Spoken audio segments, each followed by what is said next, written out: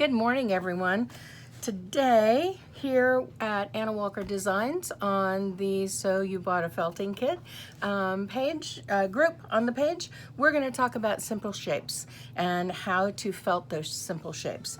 Next week, we'll talk about simple details, but this week we're going to talk about simple shapes, how to make a ball, how to make an oval or a tube, and begin to work on your sculpting prowess. So I'm going to flip the camera down and we will get started here. I'm going to move this just a little bit this way.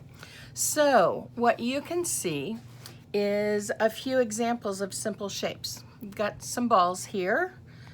Here we have a couple of balls and we've got a nice oval, okay? And then here we've got a kind of a conglomeration of a couple of different shapes. We've got the sort of flattened out ball for the pumpkin, and then we've got a tube for the stem up here. So I want to talk about getting started with those simple shapes, okay? And bear with me, I'm on two cameras this morning and my granddaughter is playing with Legos upstairs. No worries, she is with her Uncle Ian, so everything's good. When you're sculpting, you want to use a coarser fiber. There are places where you can find core wool that works really well. The coarser the wool, the more it tends to grab together a little bit more solidly. Merino is lovely, but it is something that I use more for next to skin than I do sculpting. BFL works well. There was at RH Lindsay and Company, there's something called Falklands, and I really like that. I've worked with Falklands for years. So any type of textural wool is going to work out well for you. Jacob works really well. Icelandic works amazingly well. But just, you'll have to play and figure out what you like to work with. For me, it's less about knowing what the breed is and knowing what the texture feels like on my hands, okay? So this is a pretty coarse wool here. And you know, you can see that it's got an awful lot of crimp in it, and it's got some texture, it's got some bounce. So this is what I like using for my sculptures because they need a little bit extra oomph to hold into shape. So the first thing we're gonna do is a ball. And to do that, I like to pull my wool apart and find out where the staple length is, how long the fiber was when it came off of the animal. And you can find that out by just pulling your fibers apart, and it will split where your fibers are at the length of the fibers. If you're holding it too close and you can't pull anything off, well, that means the fiber is longer than the distance between your hands. So move your hands apart and you'll find the point where the fiber is just right at its staple length, okay? So I've got the staple length right here. Let me move this piece aside. First, we're gonna do a ball, right? So the best way and the easiest way to get started making a felted ball with needle felting is to tie a knot in your fiber once you found the staple length. Now, that doesn't seem quite right because you got bumpy here and smooth here, but trust me, this is exactly the best way to start out a ball. You'll wrap the ends around, and then as you're holding those ends in place, if you're concerned about your fingers, stab a needle through it to hold it in place so that you can hold your non-stabbing hand away just a little bit. Now, I always start with a coarser needle when I'm working to build up a sculpture. I like to use a finer needle for the details. The coarser needle, and this one's really coarse. I don't know if you can see that. This one is probably a 36 that I had from way back when, before I knew about the different sizes that felting needles came in. But they're a little stronger, so they're not gonna bend or break as easily as some of the finer needles do. But it also grabs the needles in a much more of an open way, if that makes sense. Instead of grabbing really tightly, it grabs sort of like this, which is great for the center of a sculpture because you want to have room for that sculpting, for those sculpting details to come into play as you are building your color and such on. So once I've got the edges sort of basted in place, then I can take and I can go all the way around and just make sure that I've got it nice and rounded. And again, I am not going to overwork this because we want to have room for those fibers to be able to sculpt in the details with the finer needle. If we felt too hard at this stage in the core of our sculptures, we won't have the ability to sculpt in the details that we want. We need to allow for the needles to have some room to pull things in a little bit more. Okay, so now I've got pretty much a basic rounded shape. I've got my ball here. I do have a little dimple here where the knot was, and I can take just a little bit of fiber and sort of go over just that area to sort of fill that in and to make that a little smoother, okay? And it's just a matter of turning it all the way around, making sure that it feels even on the entire surface, and making sure that you don't have any really major dimples or creases that are going in, because any dimples or creases that you have going in, they're going to have a tendency to grab hold of the fibers that you add to it in subsequent layers, for instance your colors, when you get to that point, and they will grab them and sort of encourage them to reinforce that dimple rather than obscure that dimple or that crease. So that is, in a nutshell, how to do a round ball shape. And you can do this any size you want. I personally prefer to work a smaller piece for the center. Let's say I need a large ball, like for the pumpkin here. Okay, obviously this small ball isn't going to do it, but I would rather start with this small ball and add layers to it, especially with the pumpkin, because I can add layers that sort of look like the different segments of the pumpkin and build that texture up and build that shape up. But if I've got a nice ball shape in the center, then I have something to attach the subsequent layers to. So there's our felt ball. And again, when you're doing a sculpture, you are going to make sure that you're not felting that center, that base, or that underbody, as I like to call it.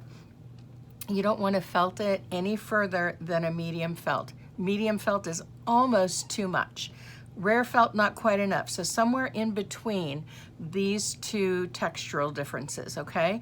You want to have a little more squish in there because you want to be able to sculpt in the details, like the ridges on the pumpkin here between the segments.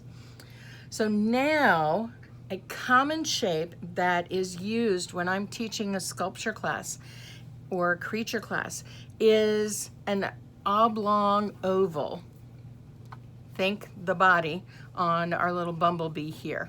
And this is a common shape to start with, whether you're doing a humanoid kind of figure, whether you're doing a dragon or another reptile, whether you're doing a horse or a dog or even a bird to a certain extent, because you're still going to have that elongated body. And what you want to do is figure out how large you need that center to be. Again, we can add fiber to it. I like to start with a goodly amount if I'm going to have a sculpture about this size or larger. And the best way that I have found to build up that oval is to have it all piled up.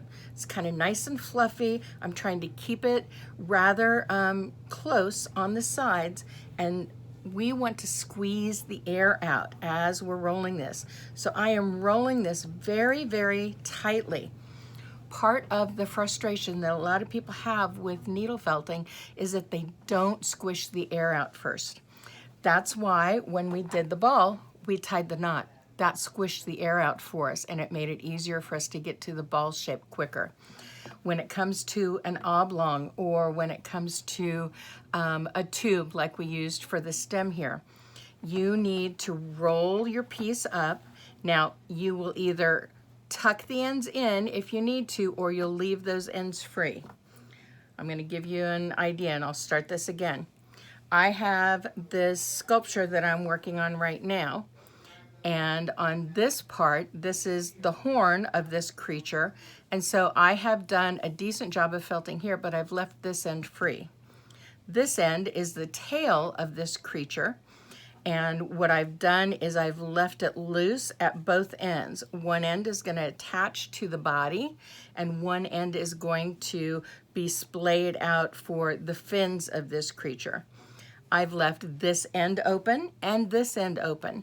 This end, we've got to attach that tail, okay? So I want to have loose fibers at both ends so that they'll attach to one another. At this end, I've left it loose so that I can begin sculpting the face of this creature, okay? So whether you tuck in the ends with your pinky fingers as you're rolling the air out of this tube or not depends on what you're creating, okay? I'm gonna make just a closed oval, so I'm going to tuck in those ends every couple of rolls just to make sure that it's encapsulated fully.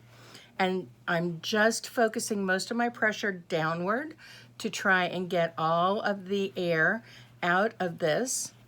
And then I'm just rolling it. Now I'm going to hold it in place. Again, I'm using that larger needle. And I want to hold it very well on one side with my non-stabbing hand, while my stabbing hand works the other end. And I keep holding it in tightly because I don't want to lose that tension that's kept all of the air out of this shape. And I'm just going to work it all the way around this end. Just keep holding it tight until I've got it basted all the way around. Then I'm going to take, holding it very tightly again. I had a little loose come up here, and that's okay. And now I'm going to work the other side. And the idea is when you're starting your shape to sort of baste those fibers down, it's really very much like basting when you're sewing. You want to hold those fibers into position so that you don't have to worry about squeezing them down, and you don't have to worry about them coming loose as you begin adding additional fiber to it. Okay, so you can see that I'm kind of working in a grid pattern, and I'm just rolling gently the oval here so that I can go over the entire piece with my needle, basting those things into place. And you see we've got a nice basted oval here. Now, if it's too long, I can come in from either end with the needle and just angle toward the other end of it. Be careful of your fingers here. And just doing a few stabs in place in a few pieces, a few ends, then it'll start to bring it in toward the center. The direction that you're plunging your felting needle is the direction the fibers are going to compress or felt together. So that got us a nice basted body shape, so we are ready to go. And those are basic shapes for right now. Now, if we wanted to do a tube, let's say we need a tight tube for a stem like we have on our pumpkin. I'm just going to use a whole lot less fiber here. And if I need it to be a narrow tube, let's say I want a very thin diameter, but it needs to be a little long. I'm going to have much lighter bit of fiber here, and still going to tightly roll it. Again, on this one, I'm going to leave the ends open because we'll have, you know, if this is a stem, we'll have one end that needs to attach to the body of the piece that we're working on, and we'll have the other end ready to finish however we like. And so I've got a very narrow tube going here. So this time, see how I've got my fingers? I am going to hold it in a couple of different places just to get it to hold into place so that I can maneuver this just a little bit easier. When you're working skinny tubes, sometimes you have to do a little bit extra to get it to stay where you want it to and to get those fibers to come in. Now, I'm going to switch to a finer needle because these fibers are so close together that they are felting rather rapidly. And so I'll just take and I'll work this all the way around from one end to the other. Got a little fiber there. Let's grab that in and make sure it becomes part of our tube here. And I like to just roll the fiber to get to those different sides. It allows me to keep the shape a lot better. And what you can do is you can stab a needle in one end and you can easily work it just on this principle, having it anchored in one spot and work your needle in the rest of the tube. Every once in a while, especially when it's something this narrow, I like to take my hands and just sort of reinforce with a little heat and whatever moisture is on my hands. You don't have to add any moisture to it. You've got, you know, especially this time of year in the summer, you've got moisture in your palms anyway, and just use that little bit of heat and friction from your hands, and that'll hold things together. Now, it also helps me see, okay, I've got a lot of fiber here, not a lot of fiber here. So this is an area where I would add just a tiny bit of fiber so that we can make sure that this tube stays nice and even for the entire length of it. When we're adding a small bit, it's easy just to take in that one spot and add that little bit of fiber.